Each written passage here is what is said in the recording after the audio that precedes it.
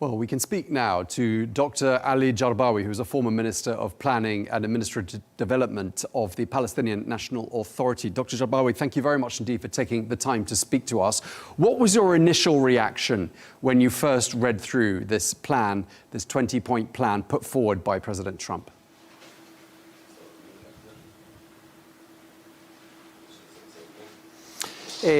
يعني في البداية كان هناك نسخ متعددة من هذه الخطة.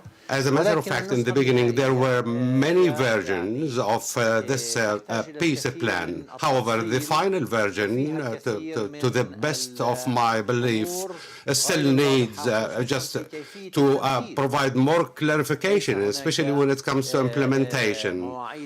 Apparently, there are no set deadlines and things are remaining loose, and therefore the withdrawal by the Israeli forces from Gaza, when will it take place, and at what kind of stages are we talking about?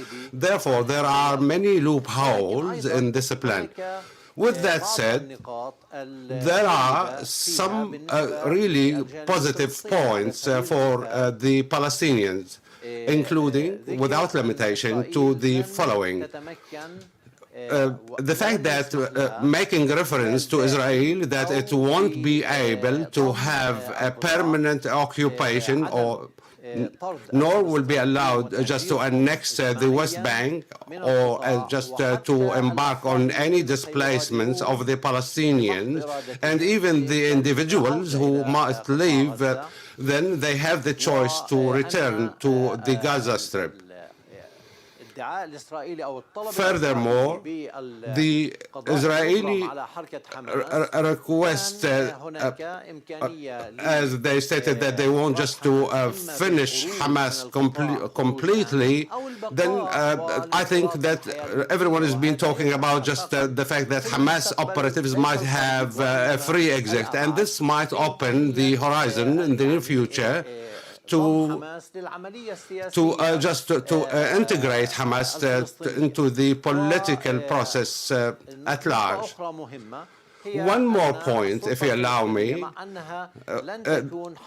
It is about the Palestinian Authority, even though it will not be present, at least for the time being, in exercising its authority over the Gaza Strip. But this remains open just in the future, and once it embarks on sweeping reforms.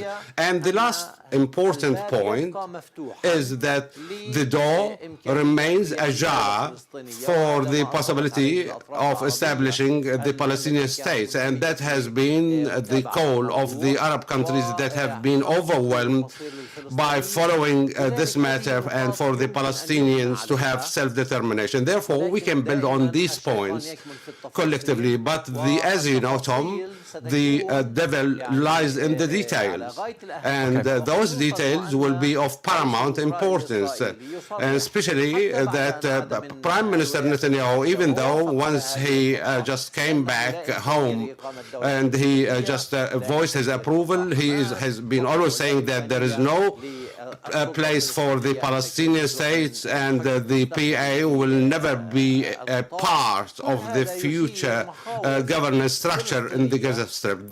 The matter which might raise the concerns of the Palestinians and might also place obstacles on Hamas to adopt this plan. Okay, thank you for that, Dr. Jarbawi. I mean, Hamas officials have received this plan. They've got a deadline to respond. They're promising to examine the deal, the proposal. What sort of a response do you expect them to give? يعني أظن بأن حركة حماس ليست في وضع Hamas is not now in a really good position to reject this offer, because this war has been raging for some time. The positive aspect of this plan is that we will pull the curtain down on this bloody war. When this will just happen, we are waiting just to see. But I think there is really a genuine prospect to bring this destructive war to the Gaza Strip to an end, and also to the Palestinians who have been suffering for some time. And therefore, Hamas is demanded to withdraw as a political movement and as a resistance movement for the Palestinians. I know that this is a hard pill to swallow, a bitter pill to swallow, but remember, Netanyahu has been just giving promises in the previous rounds of negotiations, and every time he brings some other changes, and the previous agreements went out of thin air. Hamas could never say yes, and at the same time, they could never say no to a plan that will remove their existence without providing a clear answer on the pathway that are very important. I'm talking about the details here. Okay, and obviously, Hamas must release all hostages within 72 hours. That's what President Trump has instructed them to do, or else. But given that the hostages are one of their only bargaining chips now, do you think it's likely that they will hand them all over within this 72-hour window? إذا ما لم يكن هناك Unless there are just clarifications for the roadmap, and I'm talking here about the timeline for the implementation of this 21-point peace plan, I believe Hamas might agree to release not the whole hostages, but maybe just some of the hostages, so that it could keep the door open for the possibility of seeking the required clarification. However, the window for Hamas is really narrow. The matter which might drive Hamas at the end of the day to accept the plan its entirety without being really satisfied with the request that they had about those vague terms of the plan where Israel is having the upper hand when it comes to implementation.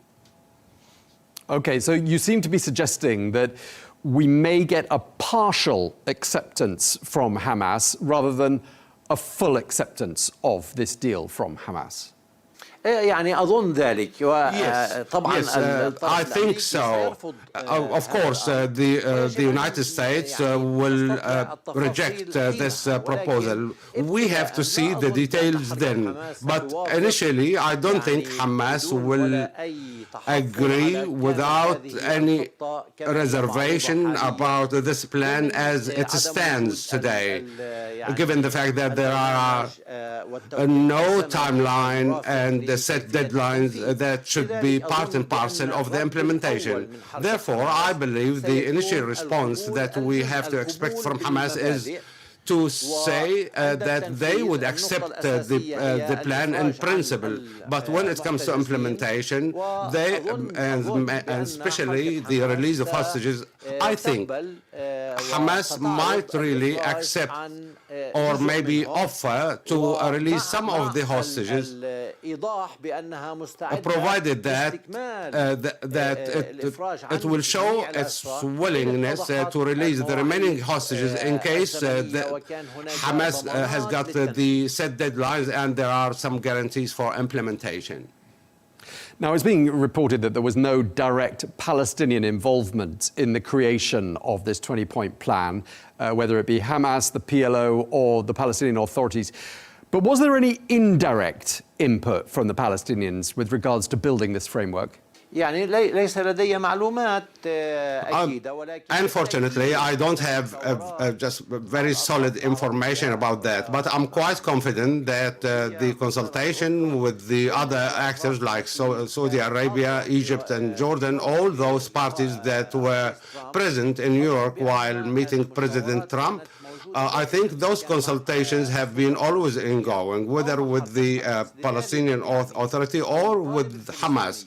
Therefore, the Palestinian demand And the Palestinians' concerns have been quite well known for those Arab countries that have helped in bringing this plan to light. But we have to remember that what has been agreed upon with the Arab and Islamic countries as a plan has to go for some changes and amendments by Netanyahu after consultation with their U.S. counterpart. And the final version of this plan is that has been amended following the Israeli demands, which does not go just exactly with what has been requested by the Arab leaders and other Islamic leaders with President Trump. Dr. Jarbawi, there is understandably a lot of mistrust on both sides. But some people are saying, and some people see this plan as something of a trap, and that it could somehow ultimately result in a military re-escalation by the Israelis in Gaza. What do you think of that theory? أنا أظن إنه سيكون من الصعب. I believe that it would be really hard that once this plan is approved and things go to the implementation, I don't think there is a turning around for Hamas, especially that President Trump will be holding the position of the board for the peace board, and there are also many other members from the Arab countries, from the international community, will be quite engaged with the implementation of this plan. Therefore, it won't be easy for Prime Minister Netanyahu to change things midstream, or maybe just try to breach any of those clauses. However, with those 21-point plan vagueness, there could be some room for Prime Minister Netanyahu to claim that this is the only Israeli interpretation for this clause or for that clause of the plan. And that's why no wonder to see some challenges when it comes at the time of implementation. However, rejecting this plan after just adopting it will be hard for all the parties. Now, I can imagine that for a lot of Palestinian people, there are trust issues with the British going all the way back to the early part of the 20th century. So the idea of having, as a sort of leader figure in Palestinian territory, the former British Prime Minister Tony Blair, is going to be, for some people, difficult to accept. Do you think people will accept him? And do you think people will trust Tony Blair if he is indeed given the position he's been touted to take, to really safeguard the interests of the Palestinian people? يعني هناك تاريخ سلبي.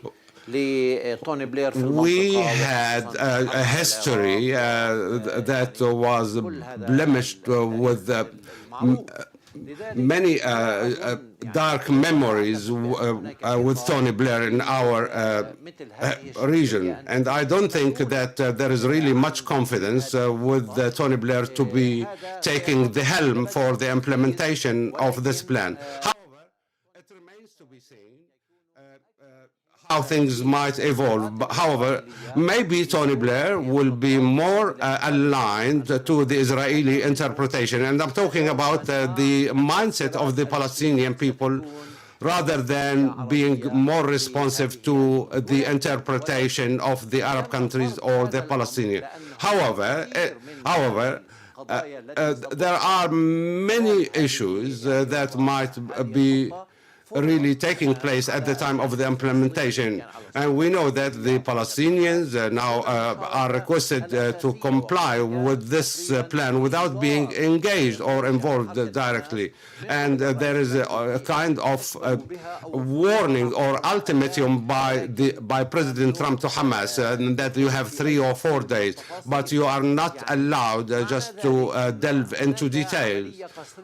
This means that it is something like coercive process imposed on the Palestinian people. If the plan is to be adopted, then the Palestinian will rely on the engagement of the Arab and Islamic countries that could be effective.